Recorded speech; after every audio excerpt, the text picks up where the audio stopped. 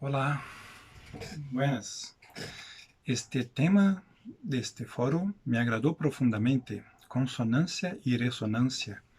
Me recuerdan de la psicología fenómeno-estrutural de Minkowski. Primeiro me gustaría hablar sobre consonância, ato ou efeito de sonar concomitantemente.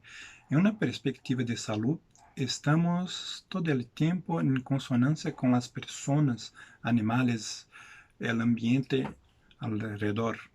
Se o tempo esfria, nos cobrimos. Se escuchamos um ruído, reagimos. Planeamos nossas vidas a partir da compreensão do que necessitamos ou desejamos fazer dentro das dimensões do tempo e espaço.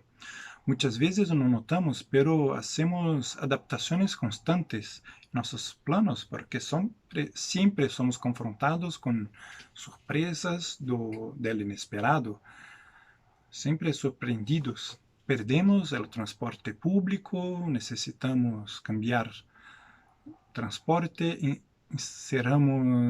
iniciamos novas relações afetivas e mesmo nossos sonhos se modificam.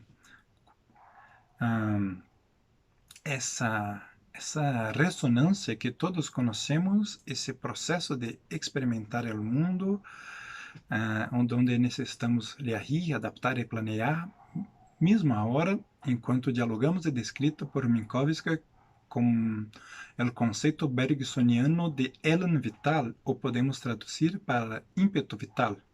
Todos dispomos de uma força que proyecta nossa consciência à direção do futuro, do que necessitamos, do que queremos fazer em sintonia com as pessoas e o mundo, ou em consonância, como este foro propõe. A doença,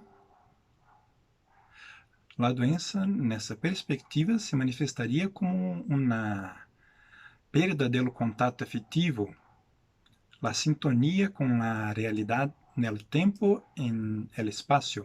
Como exemplo, posso ilustrar a depressão. A perda do ímpeto vital pode tornar uma pessoa indiferente ou em sofrimento às possibilidades do futuro, sejam elas positivas ou negativas. O oposto disso, a potência da mania somente se manifesta onde a pessoa perde a capacidade de medir os limites de sua existência. A dimensão espacial. Dentro da dimensão espacial, podemos ilustrar exemplos a partir da esquizofrenia. A pessoa escuta, mira, siente lo que não existe. Lembro que uma pessoa que conheci com sintomas psicóticos também não teria muito contato realista com os calores, então deitava-se para dormir a la calle, muito caliente. Então, podemos dizer também que há a sintonia intensa, exagerada, que manifestaria através de uma hipersensibilidade com os estímulos ao redor. Minkowski utiliza o termo epileptosensorial para as pessoas com este funcionamento, pero vou volver a este assunto um pouco mais tarde. Agora podemos nos debruçar sobre a ressonância, um sistema que vibra com a mesma frequência em que é estimulado. Para Minkowski, a partir dessa perspectiva de perda do contato vital com a realidade, como um adoecimento, o trabalho terapêutico na saúde mental deve proponer condições para que uma pessoa retome, intensifique o contato afetivo com os outros e o mundo a seu alrededor. Esse processo terapêutico ocorre hecho através do estabelecimento de relações transferenciais, donde o terapeuta, o psicólogo, o acompanhante terapêutico utiliza seu corpo existência para tornar o contato realista do paciente com o mundo mais fácil. Dessa forma, tanto a consonância quanto a ressonância me parecem ótimos termos para compreendermos a existência humana na saúde e na doença, especialmente para o caso que desejo compartilhar. Tenemos poco tiempo para hablar, entonces voy a omitir los detalles del acompañamiento terapéutico de grupo y voy a focalizar en el estudio de caso de una sola persona. Ganges sofría de epilepsia y vivía en situación sin moradia en las calles. Como yo no utilizaba medicación, era internado com crises epilépticas. Então, era uma pessoa, um sobrevivente de uma vida muito difícil. E eu fui transferido à instituição onde ofereci o acompanhamento terapêutico de grupo alguns anos depois, e assim nos conhecemos.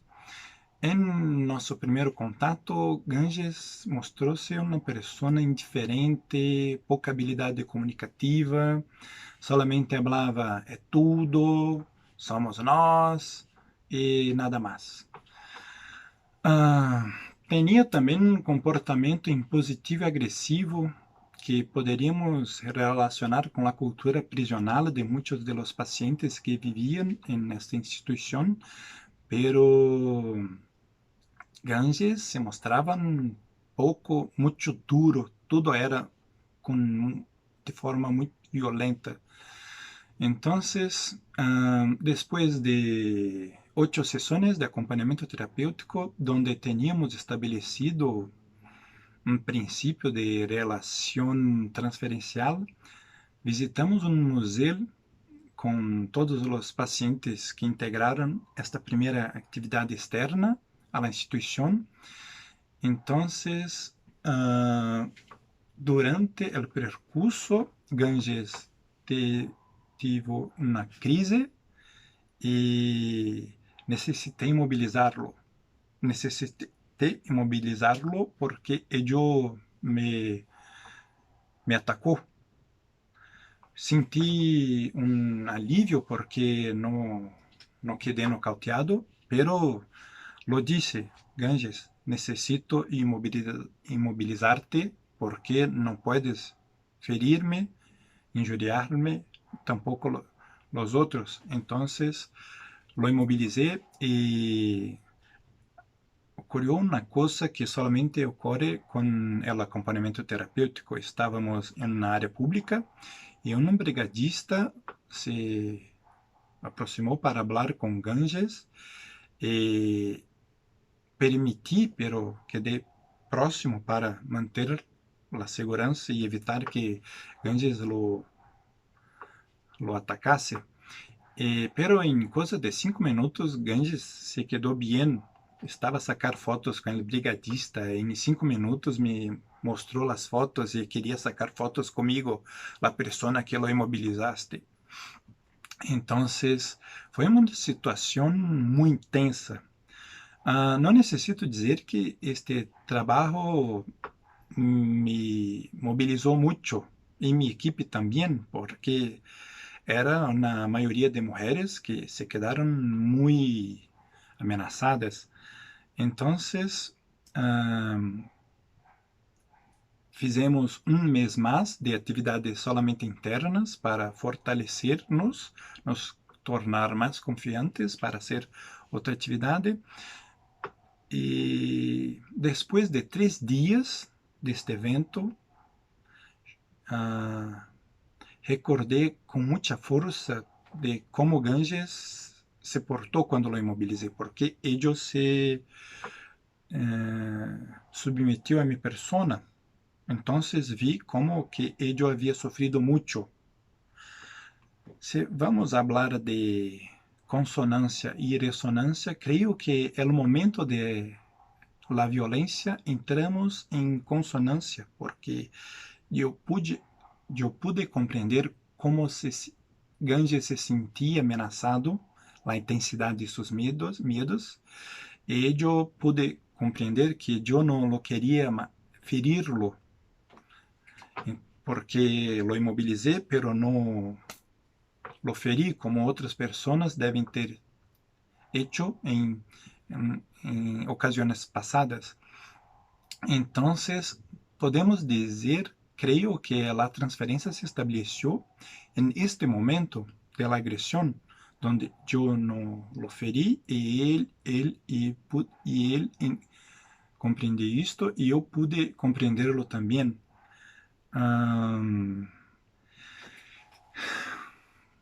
A partir de esta situación, mudamos la comunicación con Ganges, porque él era muy violento y después que atingimos este límite, lo llamaba y decía, no puedes hacer esto nuevamente, no puedes ser agresivo con esta mujer, necesitas dialogar. Él comenzó a dialogar. Entonces, cuando hablaba, esto es mío, y yo sustituí por, esto es mío, por favor, es mío, dame un regalo.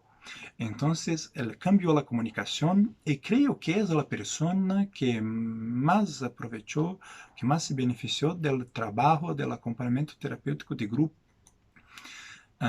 Posteriormente, quando as pessoas descobriram que Ganges poderia nadar, que Ganges dialogava comigo, uma psicóloga da mesma instituição comentou, impressionada, porque não sabia que Ganges poderia falar. E eu hablo desta situação para ilustrar como que muitos de nós simplesmente lavamos as manos de nossos pacientes que deveríamos cuidar. Ello no era cuidado e por isso que temos resultados, porque tentamos, hacemos algo. E as considerações finais, porque temos pouco tempo, é que Ganges tinha o que Minkowski chama epileptosensorial, uma pessoa que sente com muita intensidade. Então, uma situação que pode não ser tão intensa para as pessoas normais seria insuportável para Ganges.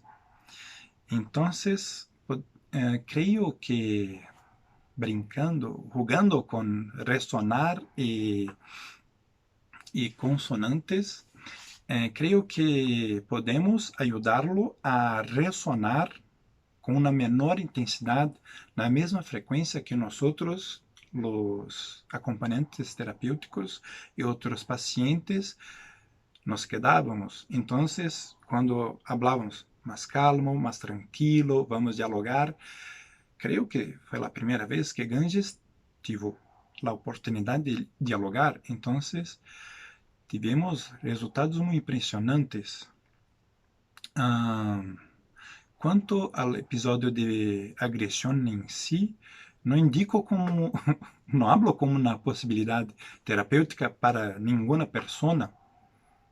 É uma situação que me foi posta e dentro do contexto decidimos nos adaptar e podemos alcançar um resultado muito potente de uma pessoa desacreditada, abandonada por la instituição, por sua família, por todos, pero os resultados foram muito buenos. Então, é o tempo que tinha para compartilhar com vocês e desejo que possamos dialogar. Gracias.